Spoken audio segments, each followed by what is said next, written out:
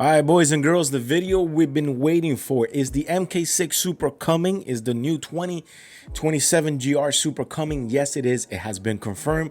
We're going to talk about the powertrain. We're going to talk about everything. This is a great video. You might want to stay to the end of the video so you don't miss out on anything I got to tell you about it. What is going on, guys? Welcome back to another video. If you guys are rocking with the content, remember to hit that thumbs up and then subscribe for your boy.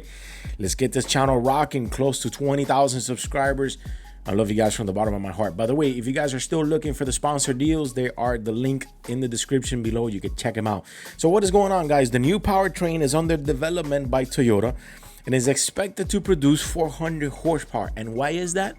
I'm going to tell you all about that right now. So the 6th gen Toyota Supra will reportedly will pack a turbocharged 2.0 liter 4-cylinder engine. This is the engine that every Toyota fan, and me, that I am not the biggest fan of Toyota, but I do like Toyota, who doesn't love a Supra, it's waiting for. This 2.0 liter 4-cylinder engine turbocharged packs 400 horsepower, and the output racing one could pack 595 horsepower and a lot of torque.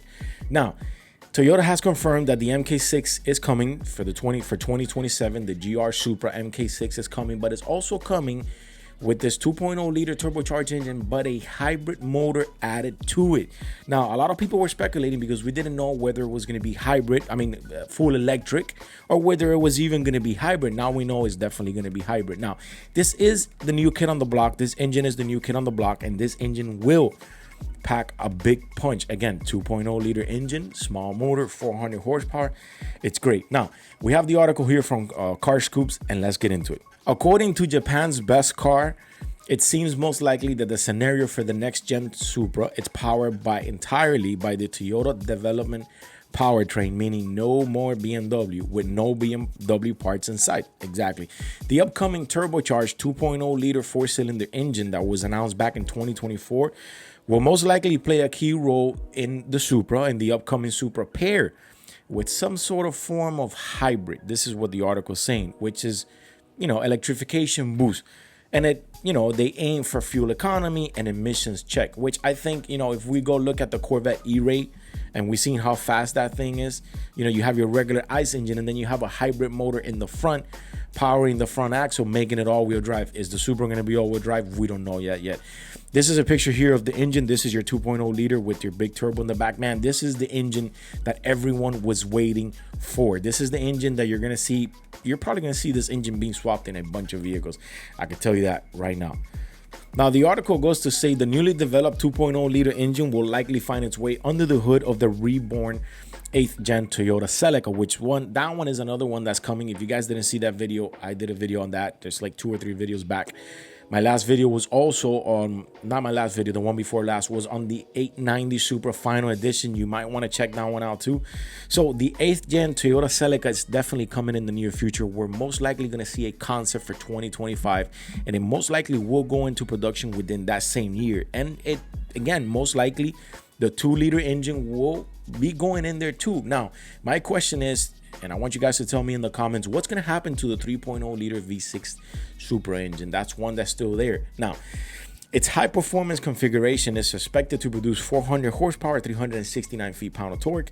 In addition, a hybrid system could push the performance development and development further, and potentially surpassing 429 horsepower of the current 3.0 liter 6-cylinder engine found in the 890 Final Edition. However, it is likely it won't match the appeal or the tuning potential of the BMW's pretty much straight 6. You know what? I think the straight 6 is a powerful engine. The Supra is a powerful engine. A lot of people, the Supra is a powerful vehicle with the BMW engine. A lot of people drag race it, and they have breaking tons of world records at the track. But I think this is what enthusiasts wanted. People wanted a Supra with an engine that came from Toyota. Now, when that releases, then you have to wait out the prices. What's going to be more expensive? The previous one that had the BMW engine, or this new one? And it's not something that you can say, well, the previous one just kind of sucks. No, the previous one has a pretty powerful straight 6-cylinder engine from BMW that's hella fast. So it's not like you could just kind of kick the old one out. But for an enthusiast and a die-hard enthusiast to the brand, I would say that they want Toyota Supra, Toyota engine, and that's where I see it. Now, Importantly, this engine has been designed with a future proofing in mind, as it is compatible with both electrification and carbon neutral fuels, offering a flexibility for Toyota's engineer to depend on regulations of the region or market demand. Now, the output of this engine, the racing output of this engine, could power up a staggering 592 horsepower, and that's underlying the Supra's potential, which is probably going to get a lot more. And following the article, it says, alongside the hybrid development, Toyota will also have a full control over the exterior styling, chassis tunings of the new GR Supra. Early rendering points to a evolutionary design retains much of the current model's aesthetic, which is the picture that we've been seeing in this video. In the case of Toyota Gazoo racing fans, we have plenty of reasons to be optimistic about because the new future is Toyota and Toyota engines. A teaser in Toyota's Grip anime, if you guys didn't see it, I'm going to try to find it. If I find it, I'm going to post it up here. Is a series that suggests the automakers working on a new generation of Supra, Celica, MR2, a new GR86 sports car, along with a mysterious GR GT3 supercar. That's definitely going to come out too, and we're definitely going to cover it. Now, for the near future, I think GR86 fans want to see a turbocharged one. They were kind of kicking the ball around in a meeting not that long ago where they were just kind of throwing that question around, and we don't know yet. But in GR86, turbocharged engine could be real nice. And for the enthusiasts, they're going to love it. That's a little track monster that everyone loves. Now, the next future, which is the Celica 2.0 liter engine, great 400 horsepower. The MR2 is the one that's still in question, whether we're going to see the 6-cylinder 3.0 liter engine or we're still going to see this 2.0, or is Toyota's just going to flat outline throw this engine on every vehicle, which that wouldn't be the case. That would kind of suck, by the way, because then everyone has the same engine. But it's good times for Toyota. The Celica's coming back. The MR2 is coming back. The GR86 has made its well in the lineup and it's here to stay. Are we going to see a turbo? That would be great.